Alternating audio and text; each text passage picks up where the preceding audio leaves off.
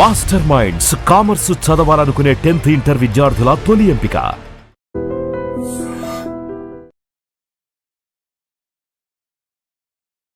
బాబు పాప పుట్టేంత వరకు ఆ జర్నీలో చాలా హ్యాపీ మూమెంట్ కానీ కష్టం అనిపించింది, బాధ అనిపించింది అన్న మూమెంట్ కానీ ఏమైనా ఉందా? ఎందుకు ఉండవు లక్ష్మి, లైఫ్ సాఫీగా జరగదు కదా. అంటే పరిస్థితులు మారిపోతాయమ్మా, అది ఎవరి తప్పు ఎవరి ఒప్పు అని చెప్పను. కానీ మా వారిలో చాలా చేంజ్ వచ్చింది తర్వాత. ఎందుకో నేను అస్సలు నచ్చేదాన్ని కాదు. ఇంటికి వస్తే గొడవ అన్నమాట. ఎలా అంటే చిన్న చిన్నవి కాదు, పెద్ద పెద్ద గొడవలు. నాకు అర్థమయ్యేది లేదు, తను చెప్పినట్టల్లా చేసేదాన్ని. కొన్ని సంవత్సరాలు లక్ష్మి అమ్మోళ్ళతో మాట్లాడొద్దంటే మాట్లాడేదాన్ని కాదు, తమ్ముళ్ళతో మాట్లాడొద్దంటే మాట్లాడేదాన్ని కాదు. ఆఖరికి వాళ్ళ అమ్మా నాన్నలతో వాళ్ళ తమ్ముళ్ళతో కూడా మాట్లాడొద్దన్నారు. అప్పుడు ఎదురు తిరిగాను, అసలు మీకు ఎవరిష్టం? మా అమ్మా నాన్నలు అన్నారు, మా తమ్ముళ్ళని అన్నారు, వదిలేశాను. అంతకుముందు ఇంకెవరెవరినో కూడా అన్నారు. ఇప్పుడు మీ అమ్మా నాన్న మీ తమ్ముళ్ళ మీదకి వచ్చారు అంటే మనకెవరు అవసరం లేదా ఇంకా అనేసి. అది అంటే అట్లా ఆర్గ్యుమెంట్స్ అనమాట. నేనేంటంటే అందరితో బాగుందామంటాను, తనదేంటో నేననే దాన్ని మనం ఏమైనా అడవిలో ఉన్నామా మీరు నేను పిల్లలే ఉండడానికి అని చెప్పేసి అనమాట. తర్వాత నేనే నచ్చేదాన్ని కాదు. సో అది అర్థం చేసుకునేటప్పటికి చాలా సంవత్సరాలు అయిపోయింది, డ్యామేజ్ అయిపోయింది. సో నాకు ఎటువంటి సపోర్ట్ కూడా ఉండేది లేదనమాట, ఎమోషనల్లీ ఫైనాన్షియల్లీ.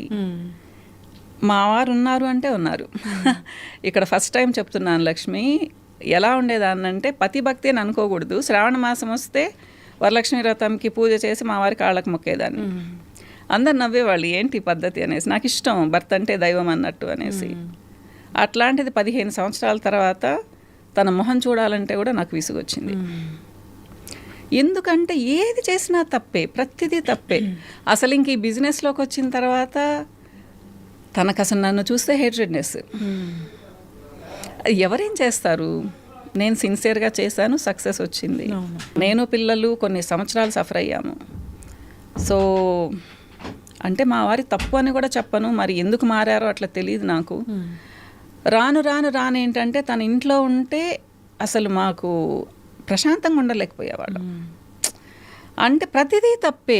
కూరలో కొంచెం కారం అయిందంటే ఇది ఎవరు తింటారు అని పారేస్తారు, ఉప్పు ఎక్కువైందంటే అట్లా అనమాట. అంటే తనను మెప్పించడానికి మేము ఏం చేసినా, ఎంత భయంగా ఉన్నా కానీ మాకు కష్టమైపోయేది. సో ఫస్ట్ అడిగాను, ఆర్గ్యూ చేశాను, అరిచాను, ఏం చేసినా కానీ ఏమీ ఇది లేదు. చివరికి మా బాబు ఇన్వాల్వ్ అవ్వాల్సి వచ్చింది. బాబు ఉన్నాడు కదా, పెద్దోడు కదా. నా కూతురు అయితే చాలా కష్టం అనిపించేది. అసలు మాట్లాడొద్దమ్మా నువ్వు నాన్నతో అనేది. మాట్లాడకుండా గమ్మును కూర్చుంటే కూడా అది కష్టం అనమాట. ఏం పొగురా, నేను వస్తే మాట్లాడేది లేదా నువ్వు, ఎందుకులే గొడవలని నా పాటికి నేను కాముకుంటే కూడా అలా అనమాట. అట్లా అయిపోయి ఇంకా ఎందుకు అంటే బిజినెస్లోకి వచ్చాను అంటే ఫైనాన్షియల్గా నా పిల్లలు డౌన్ అవ్వకూడదని వచ్చాను లక్ష్మి. అంటే ఎక్స్ప్లెయిన్ చేయాలనుకోలేదు, కానీ చిన్న మాట చెప్తాను. మనకంటూ ఏమీ వద్దు అనుకుంటాం, హస్బెండ్ ఉన్నాడు కదా చూసుకుంటాడు అనుకుంటాం. హస్బెండ్ వేరేగా ఉన్నప్పుడు మనకెవరు సపోర్ట్ చేస్తారు? ఎవ్వరు చేయరు, అమ్మా నాన్నలు తప్పితే. అమ్మా నాన్నలు చేస్తున్నారు కదా అని హస్బెండ్స్ పక్కకి వెళ్ళిపోతే వాళ్ళ మీద రెస్పెక్ట్ ఏముంటుంది? డబ్బులు కావాలి కానీ అంటే అత్తమామలు వద్దు, బావమర్దులు వద్దు, ఎవరు వద్దు. అంటే నా విషయంలోనే కాదు, నేను ఇప్పుడు ఎంత మందిని వింటానంటే ఇలాంటి వాళ్ళని. కరెక్ట్, చాలా మంది ఉంటారు మా. అప్పుడు నేను ఒక్కదాన్ని అని అనుకునేదాన్ని, ఎందుకున్నాడు ఆనంద్ ఇట్లా అనేసాను. మా వారి పేరు శివానందరెడ్డి. అయితే ఇంకా అలా అయిపోయింది. కొన్నిసార్లు బాగుంటాడు, కొన్నిసార్లు బాగుండరు. అది నా ఫేట్ అనుకుంటాను. తనను కూడా నేను బ్లేమ్ చేయను. ఇంకా నేను ఇలా కాదు, నేను ఏదైనా చేద్దాం అనుకున్నాను. ఇద్దరు తమ్ముళ్ళు నాకు ఫుల్ సపోర్టు, ఇద్దరు మరదళ్ళు కూడా సపోర్టు. అంటే చెప్పాడు, నువ్వు గమ్మునుండకు, నీకు తెలివి ఉంది, బుర్ర ఉంది నీకు, ఎందుకు గమ్మున కూర్చొని కూర్చుంటావు, ఏదో ఒకటి నీ కాళ్ళ మీద నువ్వు నిలబడక్క, మేమున్నావు నీ వెనకాల, నా వైఫ్ని తోడిచ్చి పంపిస్తాను, అమెరికా ఇల్లు కూడా నువ్వేమైనా చేసిస్తానంటే హరిత వస్తుంది నీతో. నేను ఇంకప్పుడు బ్యూటీ కోర్స్ నేర్చుకున్నాను. దేవుడి దయ వలన పెట్టిన 2nd మంత్లోనే మంచిగా జరిగేది మా. కాకపోతే దీంట్లో కూడా చాలా ఆటుపోట్లు ఉంటాయి కదా, ఎన్నో ఉన్నాయి. అమ్మ చనిపోయింది, అమ్మ చనిపోయిన తర్వాత నేను డల్ అయ్యాను. తర్వాత నాన్నకు బాగా లేకుండా వచ్చేసింది, మా బాబుకి యాక్సిడెంట్ అయింది, ఇలా అప్ అండ్ డౌన్స్. సో చివరికి పెట్టిన 14 సంవత్సరాల తర్వాత ఒక స్టేజ్కి వచ్చాను. ఈ లోపల చాలా అప్ అండ్ డౌన్స్. బాగున్నామని అనుకునే లోపల ఏదో ఒక షాక్ అన్నమాట.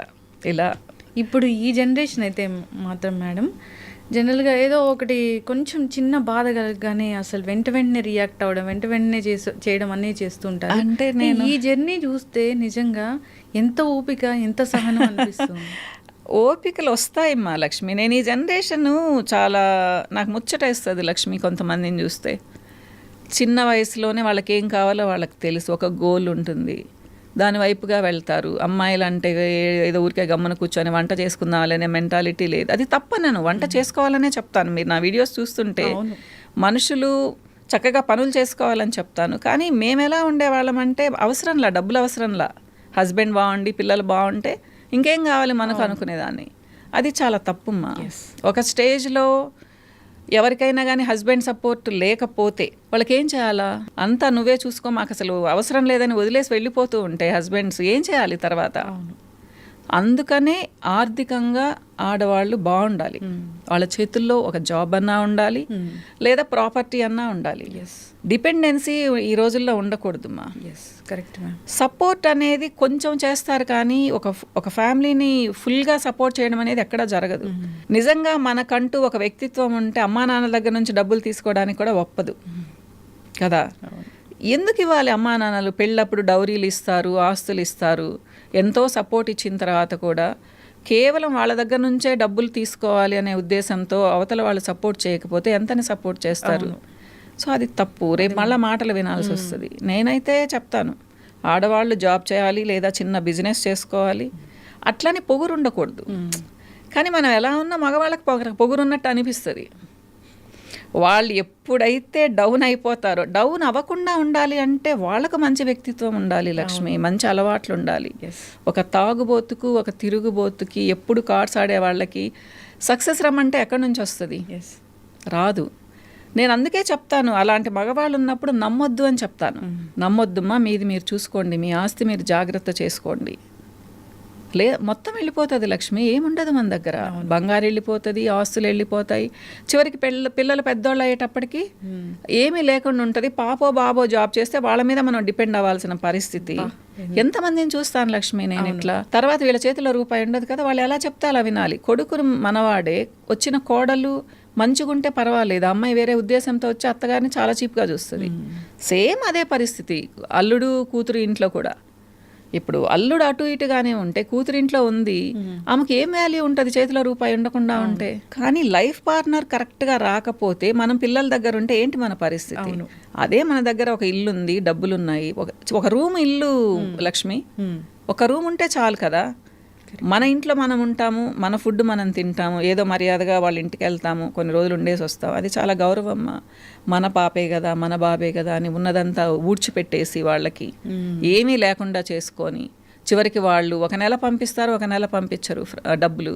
వెయిట్ చేస్తూ ఉండాలి. ఏం చేయాలి అప్పుడు? ఏమైనా అనగలమా? వాళ్ళ ఫ్యామిలీస్ వాళ్ళు బాగుండాలని అనుకుంటాం కదా. ఇలాంటి వాళ్ళని కూడా నేను చాలామందిని చూస్తాను లక్ష్మి. ఎన్నో ఎక్స్పీరియన్స్లు. దీంట్లోకి వచ్చిన తర్వాత యావరేజ్ మీద నెలకు ఒక 200-250 మందితో మాట్లాడతాను క్లయింట్స్తో. ఎక్కువ మాట్లాడలేను ఇప్పుడు. సో రకరకాల ఎక్స్పీరియన్స్లు. సైకాలజీ చేశాను కాబట్టి కౌన్సిలింగ్ అని చెప్పను, కానీ లక్ష్మి చిన్న సలహాలు ఇస్తాను. మనుషుల్ని గమనిస్తే పాపం ఎన్నో బాధలు, అసలు డబ్బులుండి కూడా తృప్తి లేని వాళ్ళు చాలా మంది ఉంటారు. హస్బెండ్ గట్టిగా అరిస్తేనే ఏడ్చేవాళ్ళు ఉంటారు. వాళ్ళకి అది ప్రాబ్లం. ఏంటి అన్నీ బాగుండి హస్బెండ్ ఒక మాట కోపంగా అంటే వాళ్ళు అలిగి దాన్ని పెట్టుకొని మనసులో పెట్టుకొని 10 రోజులు ఉంటారు.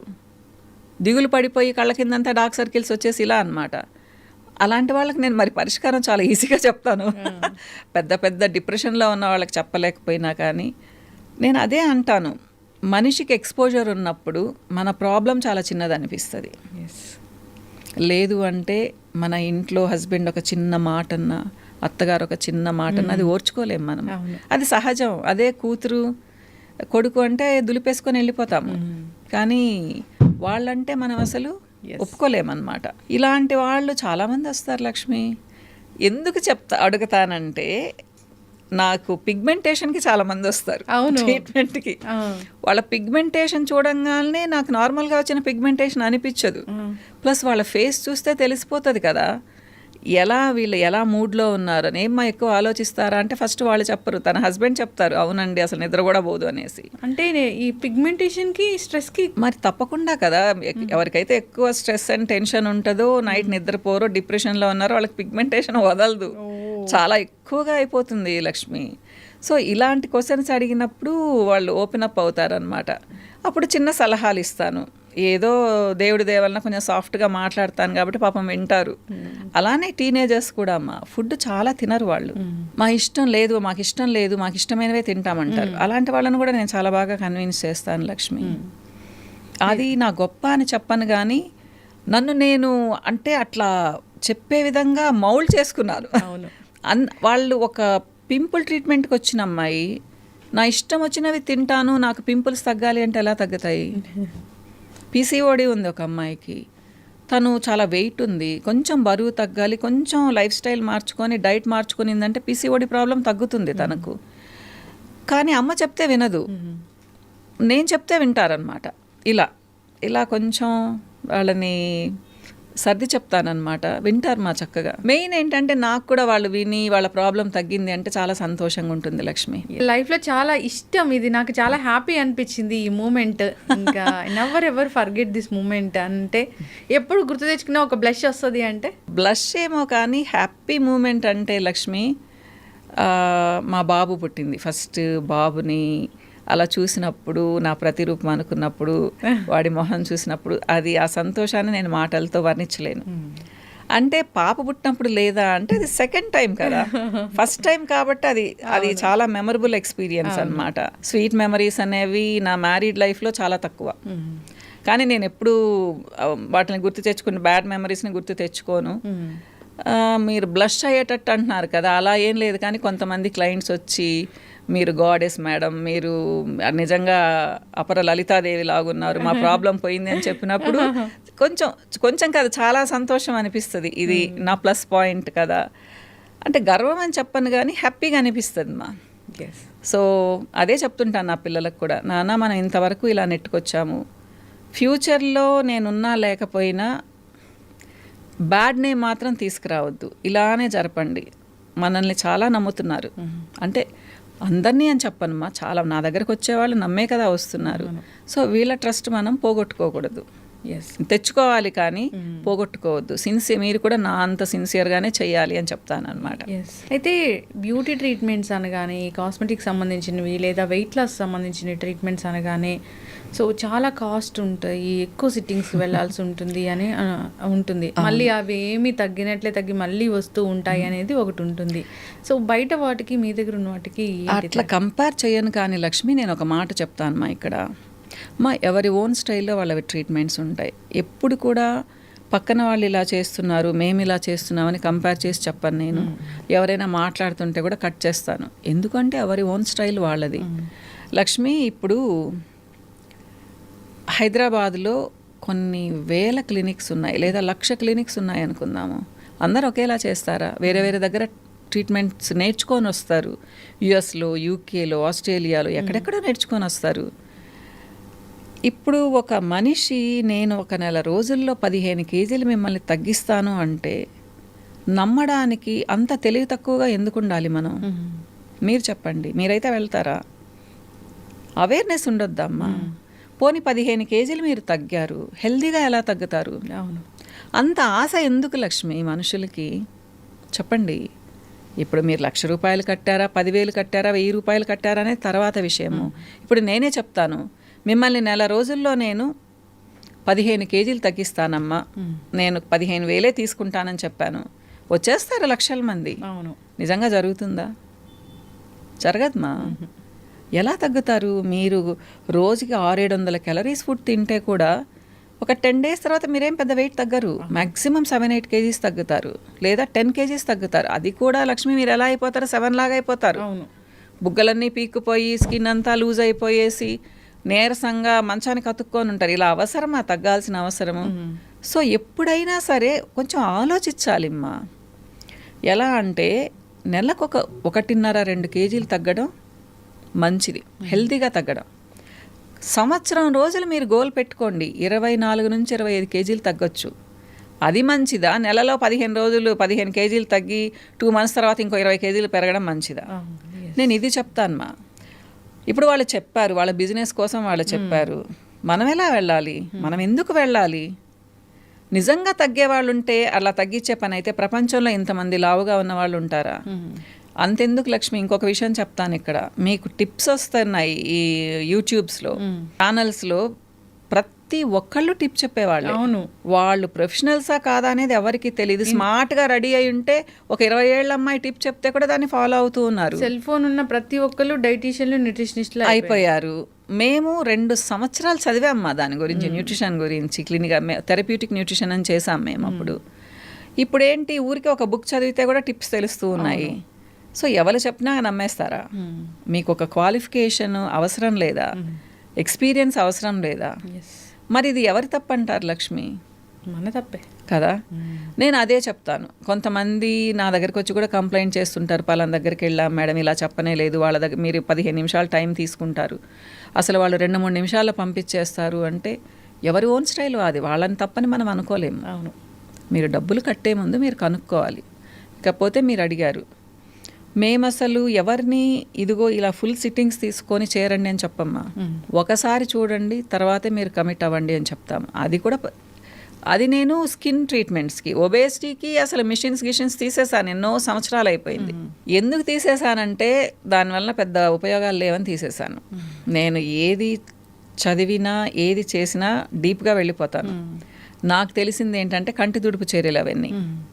సో మెషిన్లో తీసేసి ఓన్లీ డైట్ చెప్తానమ్మా. నా ఒక 2-3 ప్రోడక్ట్స్ ఉన్నాయి, ఎందుకంటే నీరసం రాకుండా ఒక ప్రోటీన్ ఇస్తాను.